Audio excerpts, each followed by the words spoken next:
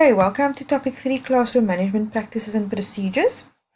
This topic 3, it's somewhat unique in that its elements, techniques, practices and so on are generally subjective, they're personal rather than prescribed. What do I mean by this? What I mean by this is that a lot of what you're going to do in this section or this area, it's personal preference, what works for you and your teaching style. So you may not know what your teaching style is as yet. You may not know what your preferences are. But as you go forward, you will develop your own personal classroom practices and procedures as you become more comfortable in your role as a teacher and as you gain more experience. Therefore, this slideshow is more of a framework and somewhat of a guide that points out the areas that you would need to be aware of and focus on as you develop practices and procedures within your classroom space. So, why do we need practices and procedures in our classrooms? As you'll hear from me all the time, these are part of what creates safety for our kids, and that's really essential if you want your kids to be comfortable and engaged within your classroom. When you have established clear roles and routines and practices, your students know what is expected from them day to day and for every eventuality. So in an emergency, they know what you expect them to do. If their pencil breaks, they know what you want them to do. So it saves a lot of time for them, as they don't constantly have to ask you questions, Miss or Sir, what do I do now? How do I do this? It saves them time because they know I've already been taught on how to do this and what I need to do, and you obviously remind them as time goes on. Also, it saves you time because you don't have to answer 15 questions from 15 different kids all day long. So you reduce kids getting distracted or disruptive because, as we know, the routines and procedures are already in place. It allows you to focus on building and maintaining relationships, and it also allows everyone to engage in meaningful learning opportunities, which is a big reason of why the kids are at school. We want them to be learning and focusing.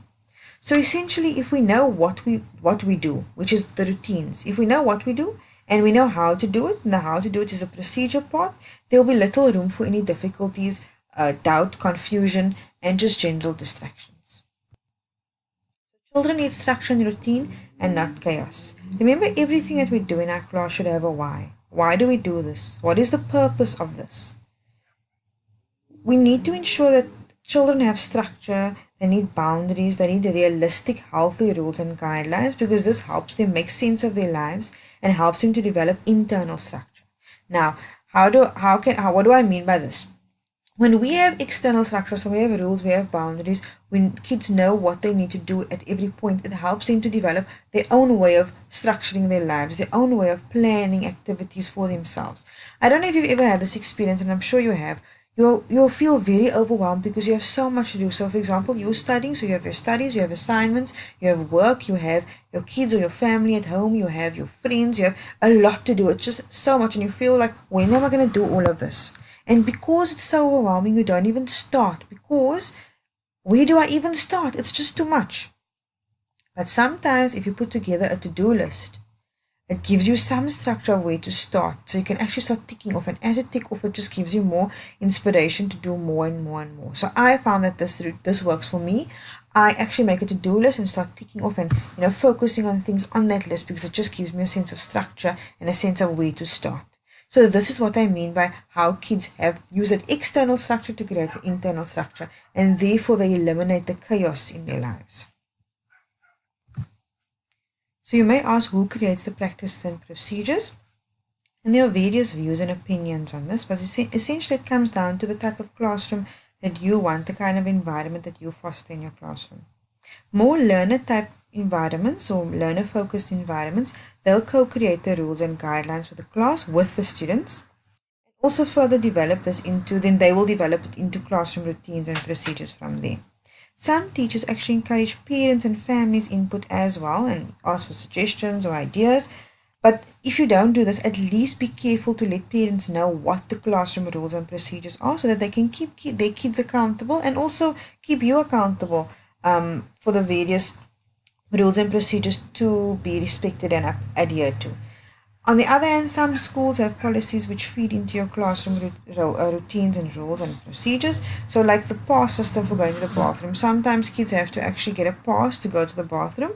So some schools expect this, while other schools just leave it to the teacher to decide how they would like things to work in the classroom space. So the classroom practices and procedures are really defined by everyone involved, if that's what you like, or sometimes the teacher just decides on everything that needs to be on that page and then they take it from there.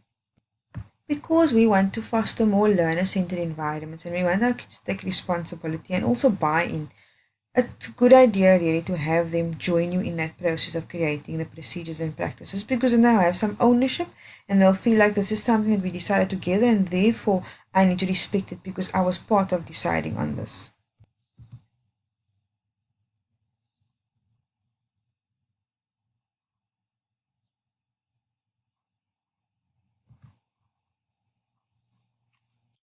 So here's some suggestions and ideas on the rules and guidelines.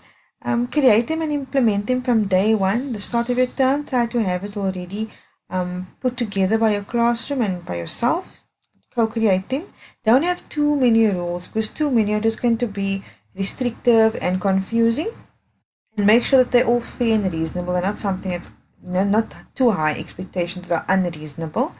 If rules are broken, talk to the students, but don't talk in front of the whole class and make it, embarrassing. Talk to the child one-on-one and you will take it from there. Put these rules and guidelines up in the classroom. So especially for kids like to see things. When they see things often, that it's easier for them to remember. Also, if they hear things often, even though you think they're not paying attention, they really are. Have these kinds of rules and guidelines shared with parents and also invite their input if you feel comfortable. And importantly, have fun, encourage humor and fun in your classroom because they are kids after all. So I put together this model. This model to follow when you're trying to introduce or implement a new classroom procedure. So essentially it's around the what, why and how. So if you have a new procedure, what you can do is introduce and explain the procedure. What is it? Why do we need to do it? Then you model it. So if you want to show them how to get a new pencil, if the pencil breaks, show them exactly what you want to do. Ask another learner to try it and show the class. That's when you practice the procedure. So you model it, have a student model it, and then you talk about what they see and how they see it happening.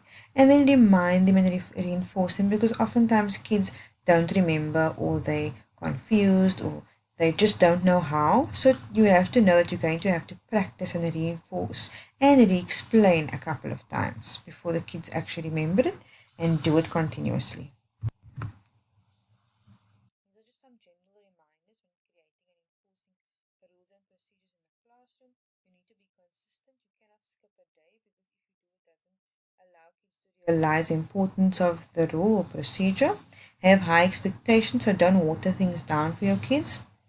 Building a relationship with them is key, and modeling what you want to see because this also allows them to see that you also are accountable and also need to follow the rules. Highlight the positives as we spoke about earlier. Do not name and shame, so don't shout at them and don't make it known to everybody that they've made this huge mistake and make them feel put on the spot. And again, routines create safety in your classroom.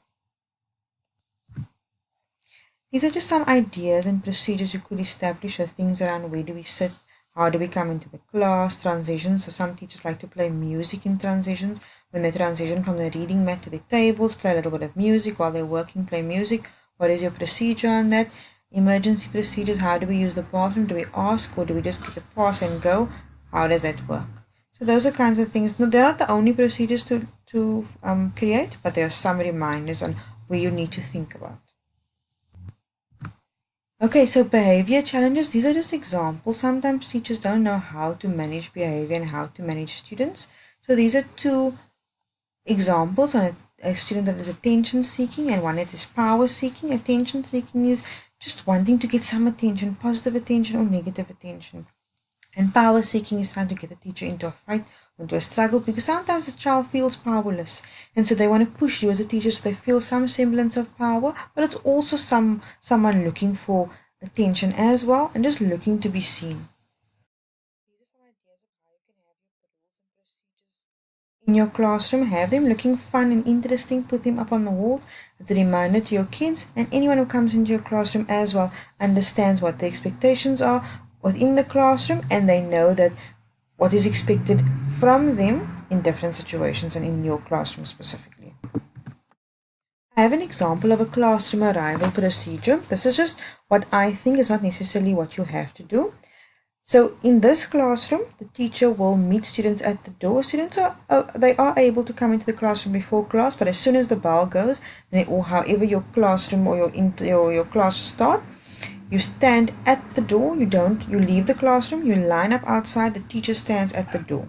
Having the teacher at the door is a good way to really get your kids into the understanding. Right, class is going to start. So as a teacher, you stand there and you create the feeling and the expectation for the day. If you say, for example, I want everyone to be quiet and chill before you enter the classroom, it helps you to get that routine set before they even enter your room. Quietly stand in line. Is everyone ready? Is everyone ready to start the day? Is everyone feeling good? Already there you're setting the tone. Then we move down to this picture here. Try and greet every child. It takes a little bit of time, but at the beginning of the day, if you get the children for the first part of the day, you may be the first adult that's really paying attention to them and looking at them. You can maybe see, are they looking ill? How is the uniform looking?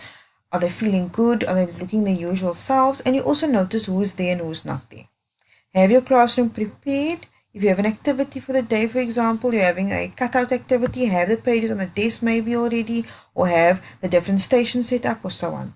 Some teachers like to have music, so in this classroom, music is encouraged, so you can have music when your children enter the classroom. That's really up to you.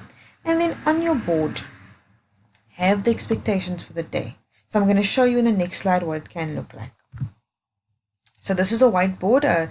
It's one that I've created here on the computer, and I want you to think about this as the whiteboard in your class. So you could have a section here that is never erased. What is the homework? And you can always put the homework in this section, so kids know if I look in this area on this area of the board, this is where homework will be.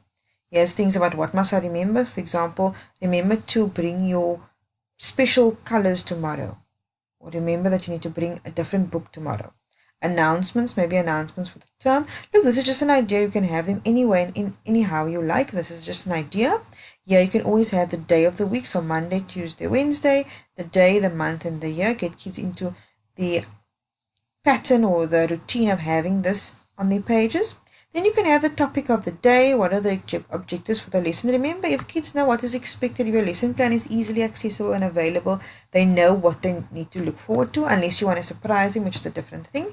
Then you have your PDN. What is your PDN? It's your please do now. When they enter the room, what do you want them to do? You want them to start cutting. You want them to take out their journal and start writing in their journal. You want them to take out their homework. Have a please do now. It can even be an activity as they enter the room. That's your PDN, your please do now. And then what are the activities for the day? Possibly with a time limit. So 10 minutes for this and 5 minutes for that. It's up to you. So have this on your board. You can have it every day. The structure can remain the same. And it just changes if there's something special happening. That's just an idea of what your board can look like. And that can be the routine for your board.